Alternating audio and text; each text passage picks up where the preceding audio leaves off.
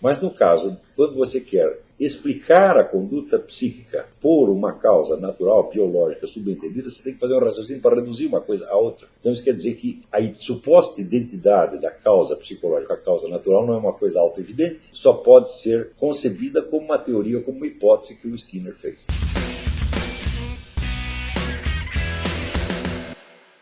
O que é a psique? Quer dizer, do que os psicólogos estão falando? Mas como os autores mais famosos na área de psicologia não têm o mais mínimo acordo com relação a isso, ao ponto, né, como o conceito de psique é elástico, ao ponto de Carl Jung dizer que tudo é psique e o B.F. Skinner dizer que não existe psique nenhuma. Então, como os psicólogos não têm, eles mesmos não têm o mais mínimo acordo com relação a isso, então eu me acreditei, vamos dizer, autorizado a investigar coisas por minha própria conta e usar os meus próprios métodos. Então, e o método que eu usei é simples. Bom, é impossível que tantos psicólogos, ainda que eles estejam em total desacordo ao definir a psique, né, ao expressar verbalmente o conceito de psique, é impossível que eles não estejam, de algum modo, olhando para o mesmo objeto. Quer dizer, seria, se você disser, todos os psicólogos do mundo jamais viram uma psique, não tem nenhuma experiência, isso seria uma coisa catastrófica, isso realmente não é possível. Quer dizer, o desacordo se dá na esfera teórica e não na prática. Na prática, nenhum psicólogo erra ao dizer que determinada conduta humana, determinado ato, teve uma causa psíquica. Portanto, se ele não sabe o que é psique, ele sabe mais ou menos onde ela está. E por isso mesmo,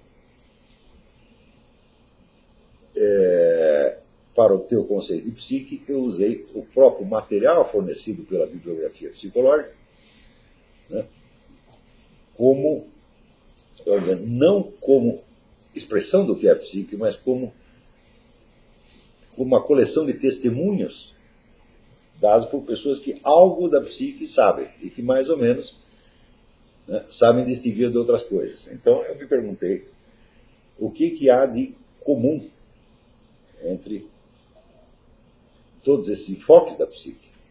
Não de comum no que eles dizem, mas no que está subentendido na sua experiência da psique. Quer dizer, eu não tentei, pegar um monte de definições da psique e reduzir um denominador comum. Não foi isso que eu fiz. Eu ignorei as definições de psique e prestei atenção nas outras coisas que os psicólogos diziam a respeito da psique. E essas coisas subentendiam alguma experiência. Então o que eu tentei foi exprimir essa experiência para que eu pudesse obter um objeto comum. Quer dizer, qual é o objeto que todos eles estão, ao qual todos estão tendo acesso quando eles dizem essas coisas tão diferentes a respeito da psique. Mais ou menos como se você ouvisse, vários comentários a respeito de uma pessoa que você não conhece, tá certo? E você, independentemente do teor desses comentários, você buscasse ver qual é a referência comum que eles têm. Quer dizer, parece que estão falando de uma mesma pessoa, tá certo? Então, algo dessa pessoa deve ser perceptível para além e por trás daquilo que eles estão dizendo, tá certo? Então, também, vamos dizer, mais ou menos o mesmo método que eu usei de análise de discurso no estudo da mente revolucionária. Quer dizer, quando eu cheguei, vamos dizer, exprimir esses discursos para dizer o que é que há de comum entre todos eles. Não no conteúdo do que eles dizem, mas no modo pelo qual eles olham o seu objeto. Tá certo? Então, como, vamos dizer, o assunto que eu creio que mais estudei foi exatamente esse problema da análise do discurso, então é esse o método que está mais ao meu alcance para lidar com qualquer coisa. E onde você tem uma coleção grande de documentos escritos, tá certo? Então, é mais ou menos o caminho natural que se apresenta, você analisar esse discurso e ver de qual objeto eles estão falando. Não quer dizer que este objeto apareça nos discursos, mas isso é importante, hein? Porque uma coisa seria você buscar o ponto de acordo entre os psicólogos. Não é isso que eu estou buscando. Mas você pode pegar várias doutrinas e dizer onde é que elas estão de acordo. Não é isso que eu estou procurando. Eu só estou procurando o do que elas estão falando, não o mínimo múltiplo comum entre as várias coisas que elas dizem. Né? Então, a pergunta era mais ou menos a seguinte: como é que esses psicólogos todos sabem localizar mais ou menos onde está a psique e distinguir uma causa psíquica de uma outra causa qualquer? É isso? Então, de cara, nós entendemos que se ninguém sabe definir a psique, todo mundo está de acordo em encará-la como causa de alguma coisa.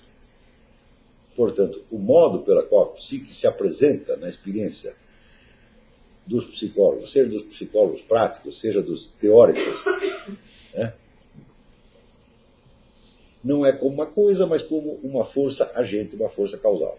Tá certo? Então, desde que nós temos vamos dizer, este gênero ao qual a psique pertence, quer dizer, o gênero causas, então vamos tentar situá-la dentro, vamos dizer, aliás, do gênero, você tem essa espécie, vamos tentar situá-la dentro do gênero causas. Tá certo?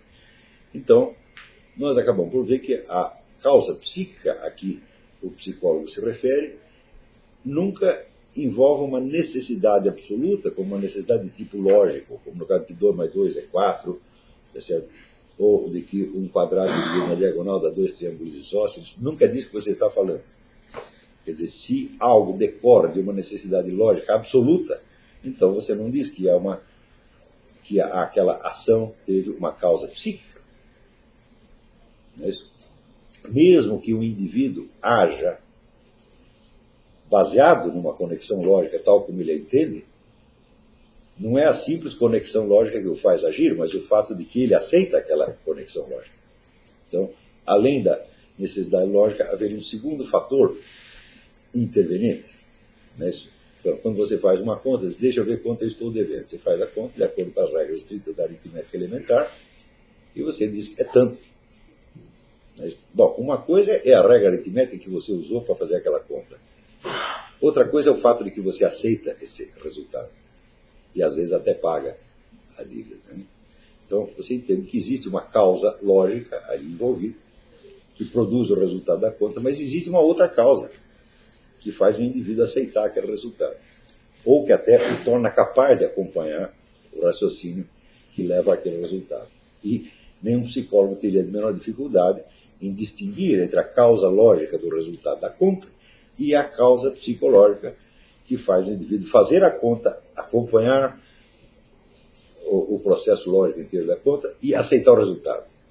Qualquer psicólogo sabe que são duas coisas diferentes. Então, nenhum psicólogo, ou mesmo vamos dizer, o cidadão comum, confunde o que é uma causa psicológica com uma causa puramente lógica.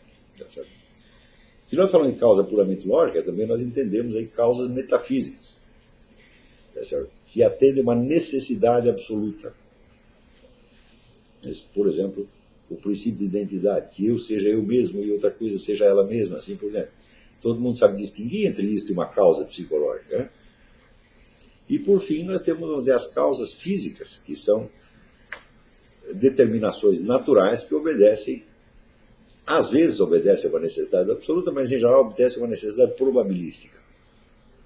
As chamadas leis da natureza, quase todas elas são de natureza probabilística. É isso.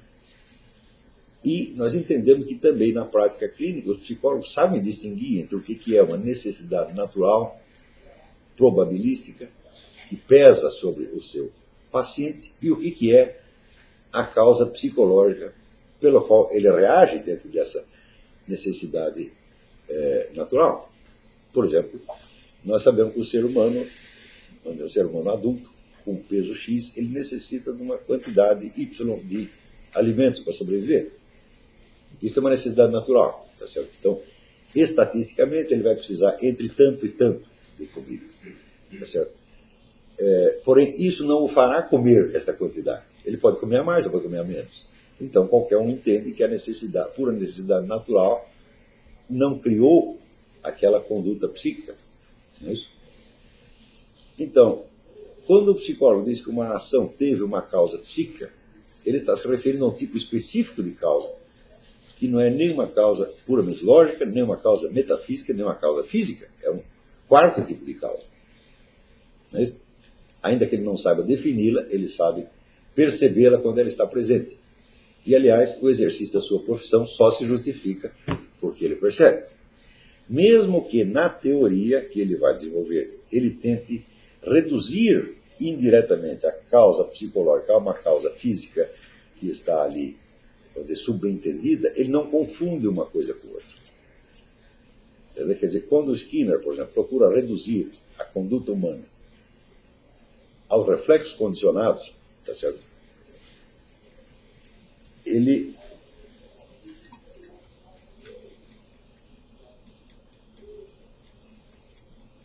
só pode fazer isto, por quê? Porque ele já discerniu na conduta humana a presença de um elemento que não é a pura necessidade natural. Ele pode tentar explicar esse elemento por uma necessidade natural remota que o causa, mas ele não confunde uma coisa com outra. Quer dizer que ele pode, por exemplo, dizer que a única diferença que existe entre a causalidade natural, no caso dos reflexos condicionados, que se impõe a um ser humano e que se impõe a um gato, é quantitativa. E, na verdade, ele vai dizer isso. Quer dizer, a única diferença entre o ser humano e os outros animais é que nós somos capazes de absorver um número imensamente maior de reflexos condicionados. Isso quer dizer, você não pode condicionar um gato para ele aprender alemão, por exemplo. O ser humano você pode. Então, mesmo que ele conceba essa diferença como meramente quantitativa, ele só pode fazer isso porque ele percebe essa diferença. Se ele não percebesse, ele não poderia tentar explicá-la. Então, mesmo o psicólogo que nega a existência de algo como causa psíquica, ele percebe que há uma causa psíquica presente. E, em seguida, ele faz uma série de raciocínios tentando, com maior ou menor sucesso, reduzi-la a uma outra coisa. Tá certo? No entanto, qual é a diferença entre isto e as causas físicas, causas naturais comuns? Tá certo? Bem, quando se instaura, por exemplo, um processo patológico no corpo do indivíduo, entra uma bactéria e causa uma infecção, você não precisa fazer nenhum raciocínio para reduzir isto a uma causa natural, porque a causa natural já está presente. Ela é, obviamente, uma causa natural, né? Mas, no caso, quando você quer explicar a conduta psíquica por uma causa natural, biológica, subentendida, você tem que fazer um raciocínio para reduzir uma coisa à outra. Então, isso quer dizer que a suposta identidade da causa psicológica, a causa natural, não é uma coisa auto-evidente e só pode ser concebida como uma teoria, como uma hipótese que o Skinner fez.